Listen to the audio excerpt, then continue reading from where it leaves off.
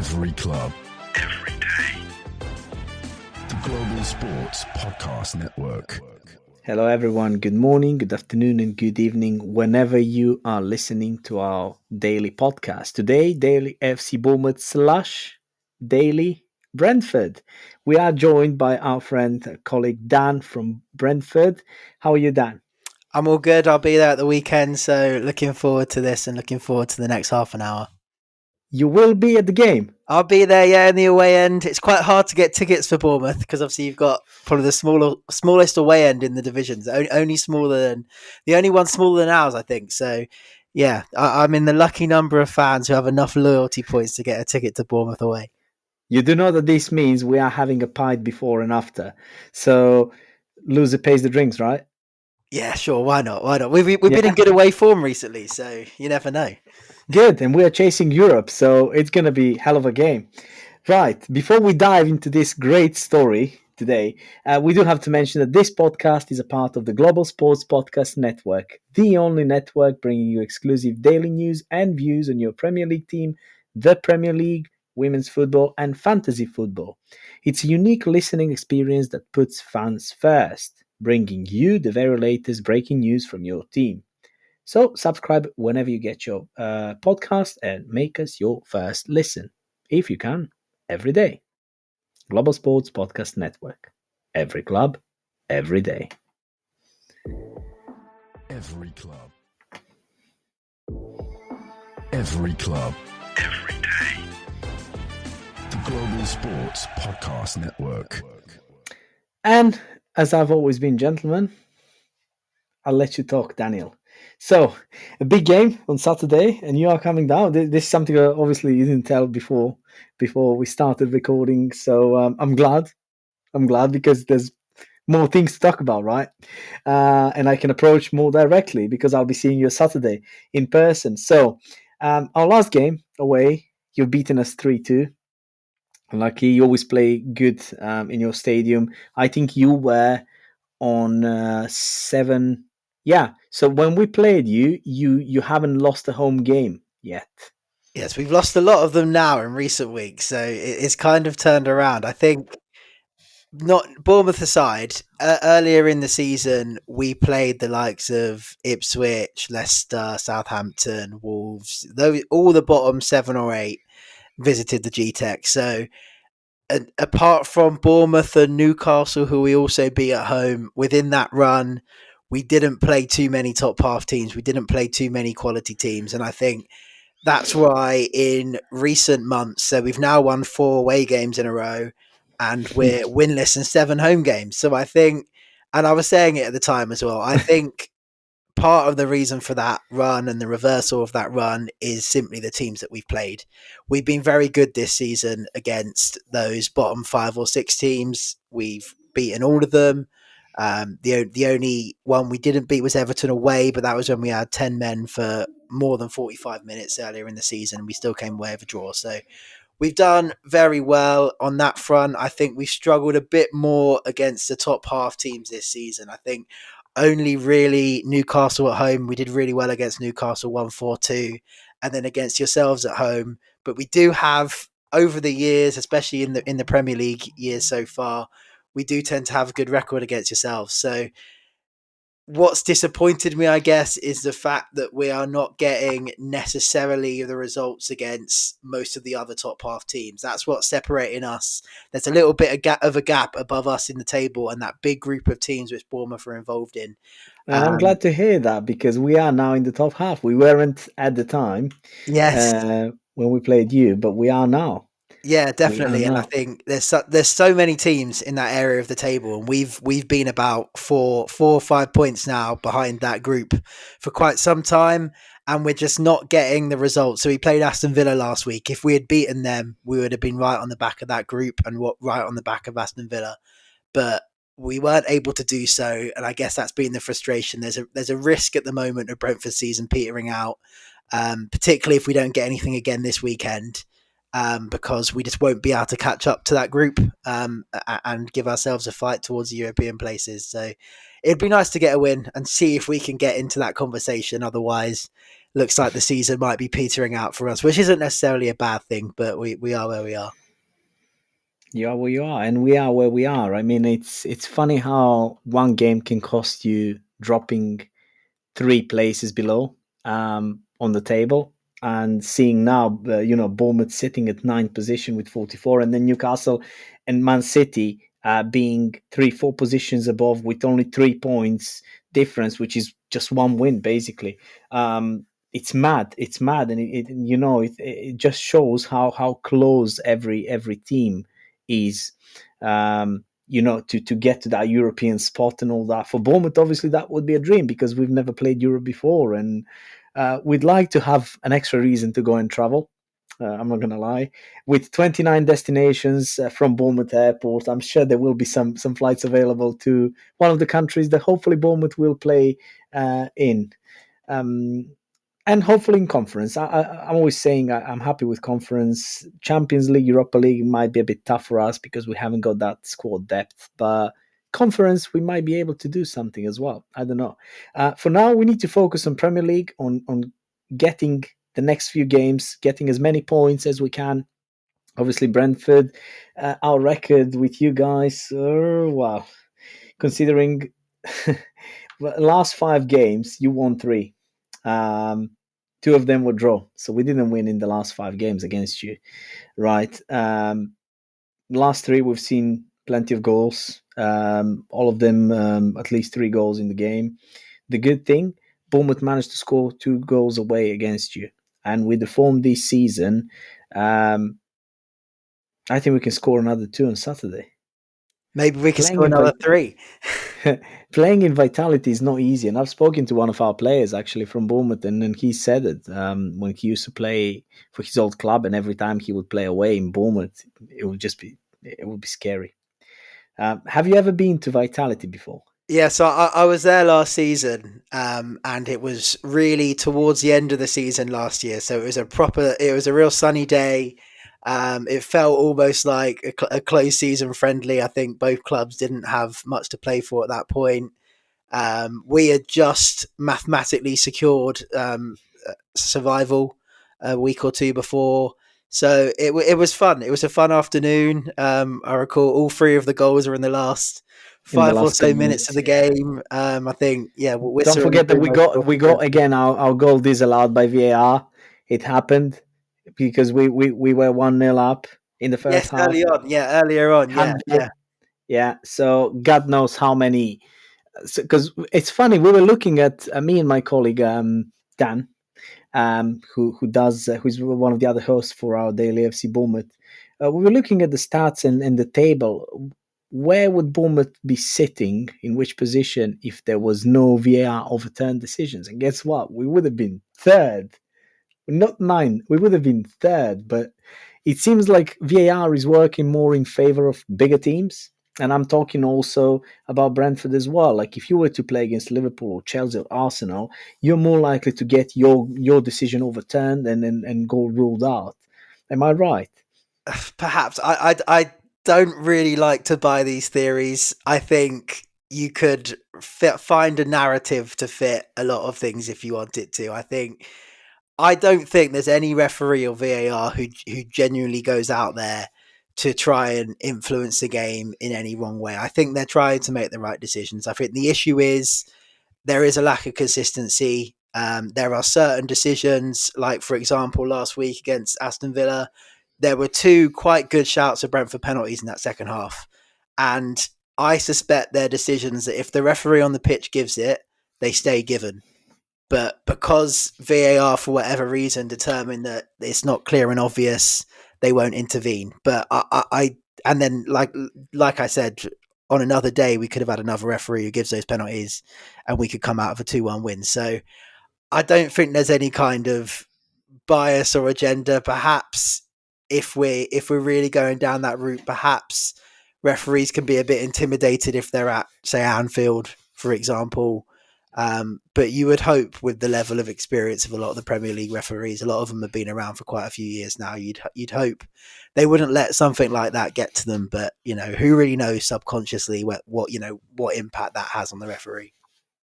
Do you think the VAR now, let's say over the last couple of years, has sort of, I'm not going to say changed, but has affected the referees' decisions and maybe made them a bit weaker to sort of make them rely more on the VAR rather than their own decisions?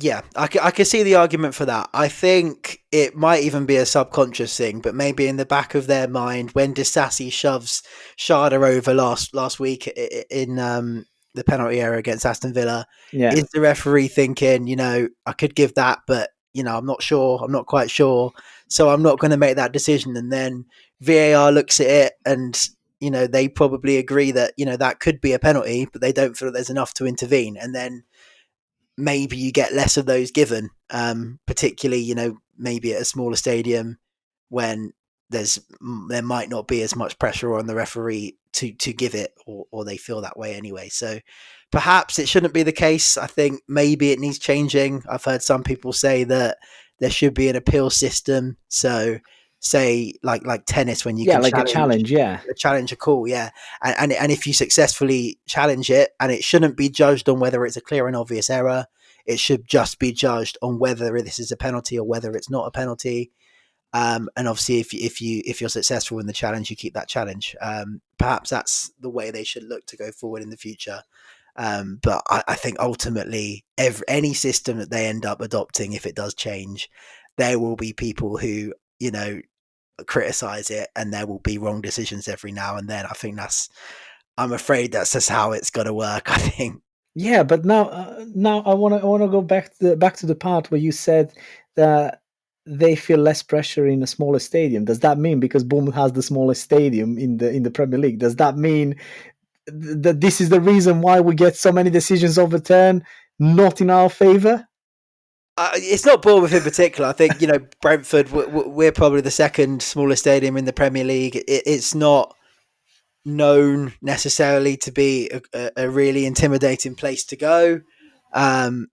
So I just think perhaps I would like to hope that is not a factor at all, and I don't think it should be for an experienced referee who's been doing this for years. I don't think they should be influenced by outside things like that, but you never know if there's a small percentage that does subconsciously, make them give a snap decision. These things happen quickly. And sometimes it's very hard to be very, very sure. You can see how it's hard to be very, very sure when the game's moving at pace, whether something is a penalty or not. And, is there just that extra little percentage somewhere that causes them to give it at certain places over others? But yeah, I'm not usually one to go heavy on referee criticism. I do think sometimes you are on the receiving end of a bad decision. Sometimes it could go the other way. Yes, Bournemouth may have been, like you say, bullied this season. If you take that over a 10-season average, there's probably other seasons where you may have benefited from referee decisions. So yeah, but that was before the VAR, maybe. Yeah. How many of those VAR decisions were correct, though? If a lot of them were correct, then what can we really say? No, well, yeah, but talking about correct, at the end of the day, what is correct? What are you going to base the VAR decision on? We could record just an episode talking about the VAR, right? I think the red card for, is it Zabani? I think that was harsh. I think that was harsh from what I remember. There was no intention. Yeah. There was his foot slipped over the ball, rolled over the ball. There was no intention. We appealed. Nothing. He got 3 games, but then Lewis Kelly's challenged. They appealed and they got 1 game ban. So it only talks about how powerful the big clubs are, right? But we've had one overturned this season. We had when Norgard got sent off at Everton. We had that overturned a few days later, which I was quite surprised about. Actually, I didn't think they would overturn it, but they did. Well, you're a club from London, so you're considered as a bit bigger club. Here we go. Anyway, I wanted to talk about just to quickly mention the last game that we had against you. Well, we lost 3-2. But before that, we do have to do a quick message from our sponsors. So, dear listeners, stay tuned. Every club, every day. The Global Sports Podcast Network. Do you have a story to tell that the world needs to hear? Have you struggled with reaching new audiences who are engaged with your story? It might be time for you to start a podcast. Let me tell you about a platform we use here at the Global Sports Podcast Network. Zencastr makes it easy to start a high-quality podcast built for growth from day one. With 4K video recording from your phone and AI editing that automatically removes ums, ahs, you knows, and 22 other speech patterns, Zencastr makes it super easy to start a podcast that sounds great. Ready to tell your story? Check out the link in the show description below to learn more about Zencastr. Every club, every day. The Global Sports Podcast Network. Right.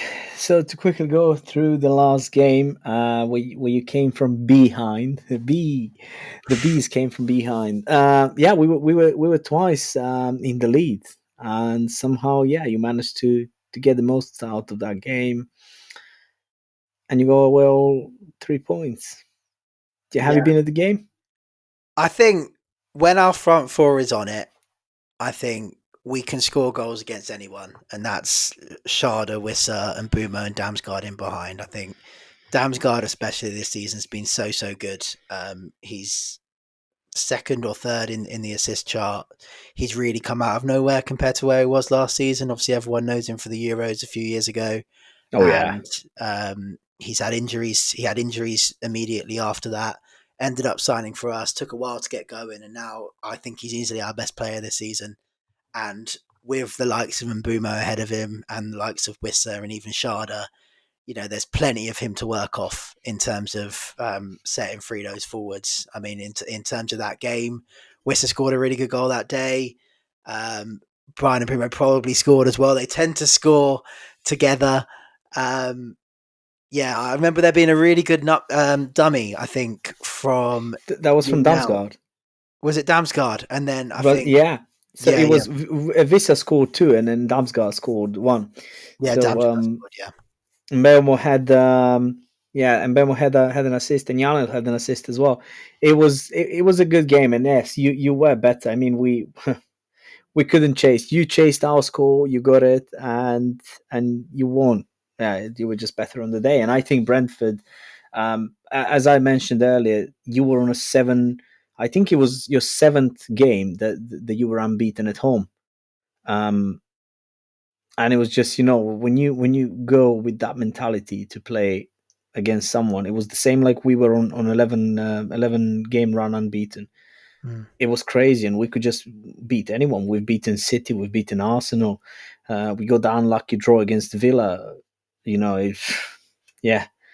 So, but talking about now, where we are now, and looking at the last season as well, where we were when we played each other, you're only 6 points away from us. So, yeah, it feels like a bigger gap. I mean, we've been 11th or 12th for so long now. We've never really been in danger of going down.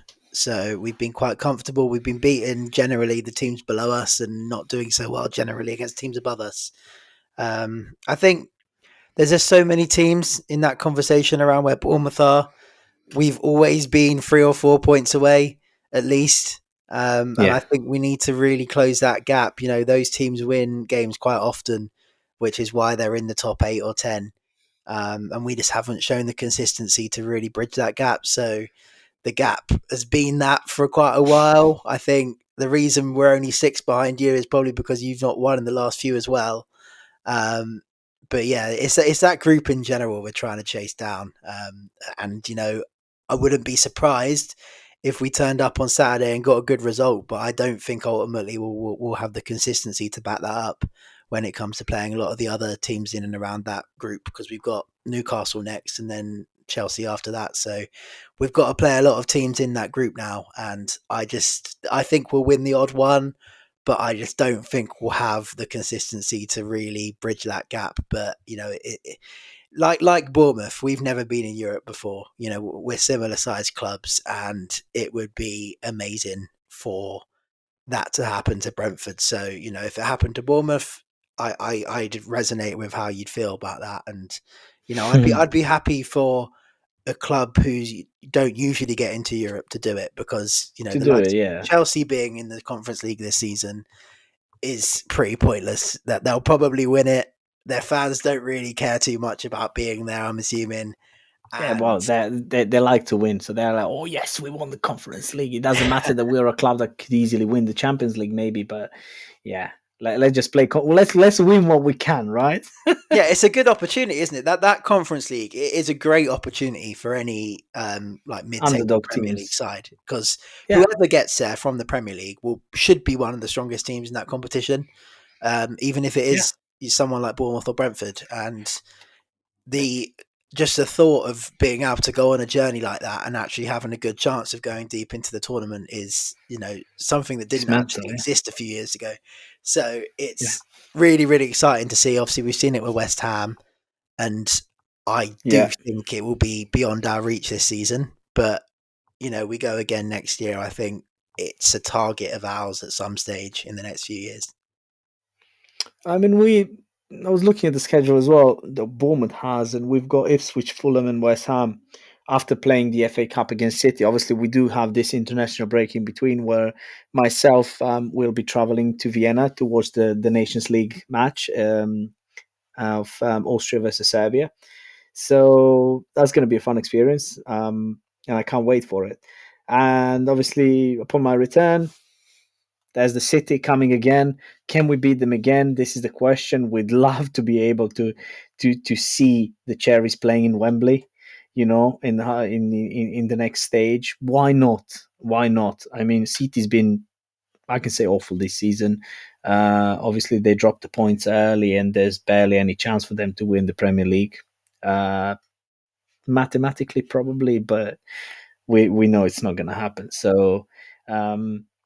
Yeah, but talking about you guys, I mean, you're still above Tottenham and Man United, which is, you know, which are two teams that have won. Well, not Tottenham, but Man United have won Champions League in the past, have won the Europa League, you know, and they've got the history.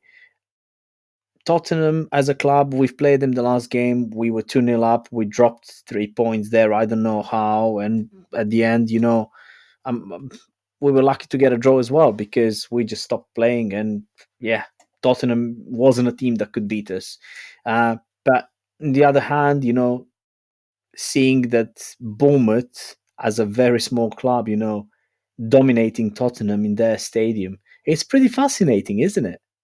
Yeah, definitely. It's I think it's been good season for Brentford, but it could have been a better season. There's teams in the league such as Forest, such as yourselves, who are having a really, really good season. So I think we're having a good season. There's nothing wrong with it. With you know, survival is always the first aim. We've been in no danger of ever looking But over you our were shoulder this season. consistent. You were since you came into Premier League. You were consistent. You were always somewhere mid-table, right? There was barely even any danger. Like last season, okay.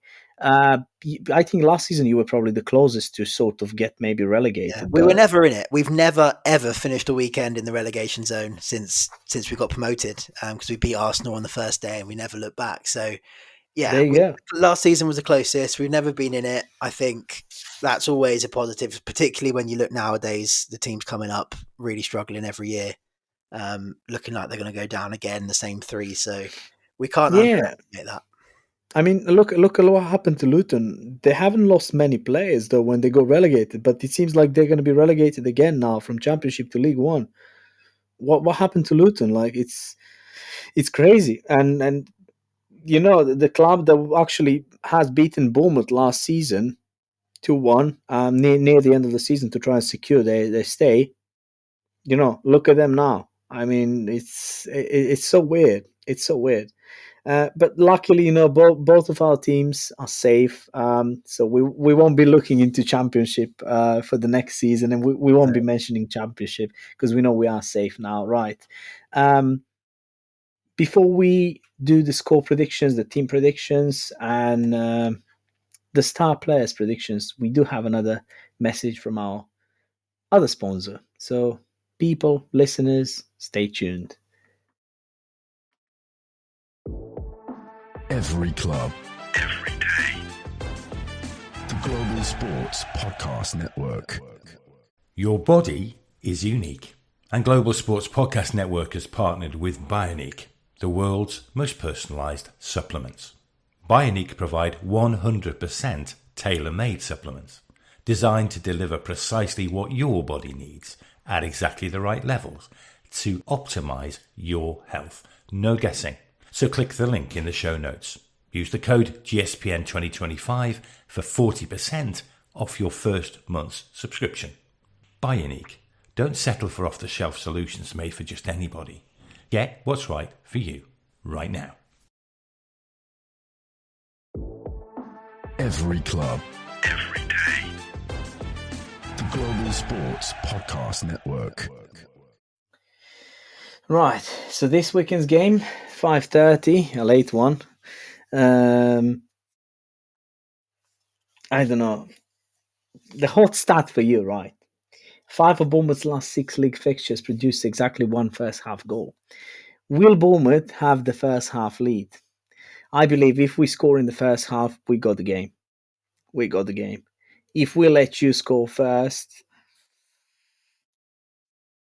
yeah, it's going to be a tough one. I'd say from our side, we've got Evan Nilsson back. We needed him. We needed him so desperately. And yeah, 100% he will start the game.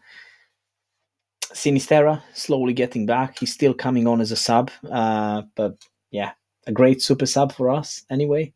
I'll start with our team prediction. Obviously, we'll probably play again with 4-2-3-1. We most of the time do play.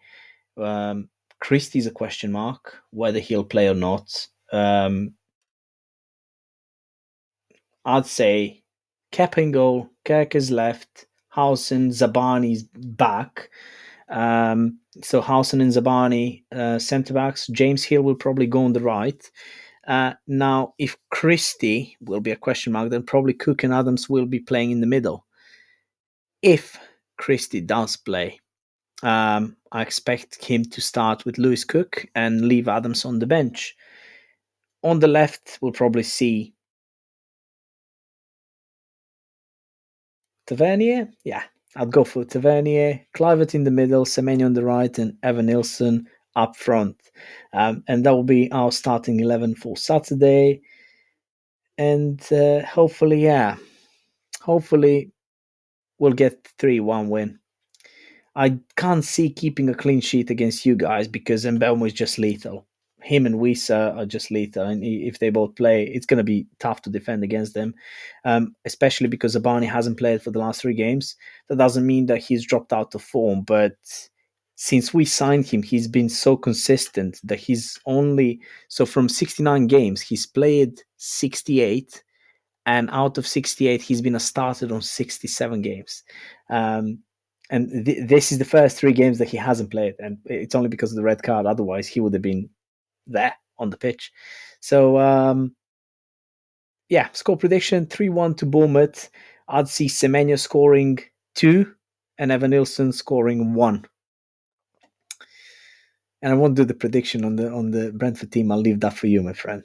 All right. I think in terms of Thomas Frank's style, I think it matches up quite well to Iraiola's style. I think you tell me if I'm wrong, but I think you guys generally like to hit teams on the break. You've got quite a dynamic front line as well, a little bit like us. I think we will be happy at times in the game, especially if you're having a lot of possession, to sit back a little bit and try and counter you and maybe play you at your own game a little bit. And I think maybe that's also why we've had a bit of success against Bournemouth in the past. So I think that will work to an extent. I also think Bournemouth are probably better than they've ever been when we faced them before. So I'll go 1-1. I think it will be a close game. I think it could go either way. I think we will play well, but I think we'll fall just short in terms of doing enough to really drag us into that European group of teams. So I'll go 1-1. It's usually Wissa and Mbeumo who gets on the score sheet when Brentford score. Sharda does get a few as well. Let's go Wissa. Brian and Bumo can be frustrating at times. I think at his best he looks really good, but there are some games where he is just a bit quiet. That's Hopefully that probably will the be the one on difference. Saturday. Yeah, that's probably the difference between him and someone like Salah at Liverpool. Salah doesn't need to play well, but then he'll just do something. Yeah, Whereas just one move and that's it. He solved the game. I know. It's yeah, crazy. sometimes Brian doesn't do that. He just doesn't really play well, and we can struggle creatively if they're not fully firing that front four. But again, I think here Bournemouth will want to attack. They'll want to take the game to us. They're at home. I don't think you guys will be sitting back too much, so I think there will be spaces for that front four. So in terms of the team, Flecken will be in goal. Christopher Ayer will probably be at right back. He's more of a traditional centre back, but with Aaron Hickey being out for it must almost be 2 years now, at least a year and a half. Michael Coyote, who we signed in January, he's a right back, but he's injured out. He's injured at the moment as well. So Christopher Ayer's played most of the season at right back anyway, so he'll carry on at right back. Nathan Collins has been our best defender this season. He'll play at centre back. Pinnock's been playing alongside him, and Pinnock's been so good for Brentford for so long, but I think now he's showing signs of slowing down a little bit. So if Vandenberg's fit and he's back in training this week, I would probably bring Vandenberg back in instead of Pinnock alongside Collins. And Vandenberg did have a run in the team alongside Collins before Pinnock came back into the side and when Pinnock got injured. So I would go Collins, Vandenberg, the centre backs. Left back would be Keane Lewis Potter. Again, traditionally an attacking player, but has done so well at left back this season. I'm actually convinced he's a left back now. Like, he's done so well. We had the same thing with Dango Taro when Kerkez was injured for a few games and we had no one to play on the left, and Dango as a winger played as a left back. Oh man, how good he was. It was crazy, and I was worried when Kerkez comes back, who's gonna play, because he is so good. He's done so well. But then we've seen Dango that can play a winger, a striker. When he scored 2 hat tricks as a striker, like crazy. Yeah, obviously crazy. We've always had Rico Henry for many years we must now. not forget But Henry. again, he's been injured for the most part of well over a year now. He did come back very briefly. And he's now meant to be training again, but he's not going to be ready to start games just yet. So, Keane Lewis Potter, yeah, he's been great at left back. If I'd give him a weakness to his game going forwards, normally he's not quite clinical enough in front of goal. So he's almost better suited to left back than he is at left wing sometimes. So, yeah, he's done really well there to get a place in the team, and he's played nearly every game as well. So that's the back four and the keeper. Norgard will be the number 6. We're much better always with him in the side. He's a captain. You won't really notice him, but he'll just do all the little bits and sweeping bit. Yeah, the sweeping bits. Vitaly and Nelt will probably be alongside him. I quite like it when they play Jensen alongside him. I think Jensen is more creative from deeper positions. Vitaly and Nelt is probably a bit more like Norgard. When Norgard's injured, Nelt will kind of play that role. So, as a defensive 2, Norgard and Yanelt, but I quite like it when Jensen comes in for Yanelt. I think it will be Yanelt, but I'd quite like to see Jensen in that deeper position to be more creative from a deeper area. Just ahead of them will be Mikael Damsgaard. He's got pretty much a free role. He's all over the pitch, and I think so many games this season he's been our best player. So like a roaming central attacking mid, you'd say. Yeah. He'll be everywhere, and nearly every game this season, he's been our best player, and everything good we do normally goes through him. He was a little bit quiet last week, which is rare for him. So I'm hoping he'll be back to top form this weekend, and then maybe next weekend.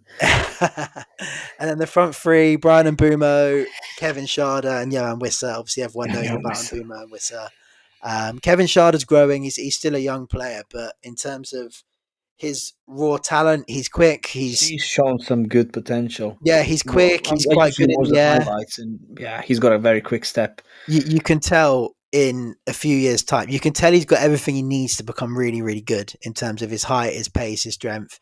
He just needs to refine that, and he needs to just become more and more consistent. But I think he has been quite good in recent weeks. And that front 3, when they're on it, can be really, really good. The only thing I would say is we don't really have any depth on the bench at the moment. So Jensen will probably be on the bench as a more creative midfielder as well. But aside from that, we haven't got many options. It will be a lot of youngsters and B team players, unfortunately. The likes of Igor Thiago, who is the Ivan Toney replacement, is not around at the moment. Gustavo Nunez is another young winger we've never seen yet. The likes of Josh Da Silva at Brentford, who We've got the has been same good for us problem. in the past, but we've not seen him in a while. Unfortunately, we do have a lot of little injuries in the team. Fabio Carvalho now as well, who was the only Oh yeah, attacker we had on the bench, is injured. but I mean, if because he used to play the same position that Damsgaard now is playing, because Damsgaard was more a winger. Yeah, Damsgaard's always been better in the middle, I think. Carvalho was only signed in the summer, so has been a bit unfortunate to find himself behind Damsgaard in the form he's turned up in this season. But he was the only attacking option on the bench. If it wasn't quite working, and if we need to change it up, he's the only obvious senior attacking option we could bring on to do that. Yeah. And until Thiago comes back and until we get a few others back, I think we do struggle to change the game from the bench. So we've got to hope that, things go quite well from the start and that we don't need to change it from the bench too much. Right, and just before we go, your star player on Saturday? Mikhail Damsgaard, he's everywhere. Damsgaard. Right, I'll go for Semenyo. I think Semenyo will get his confidence back in this game by scoring 2 goals and becoming the man of the match. And on that note, I think I'd like to finish this episode. Thanks so much, Daniel, for joining me today. It's been great. It's been a pleasure hosting you. Thanks, everyone, for listening. I hope you enjoyed. And don't forget, Saturday, 5:30, up the Cherries. Up the bees. Every club, every day. The Global Sports Podcast Network.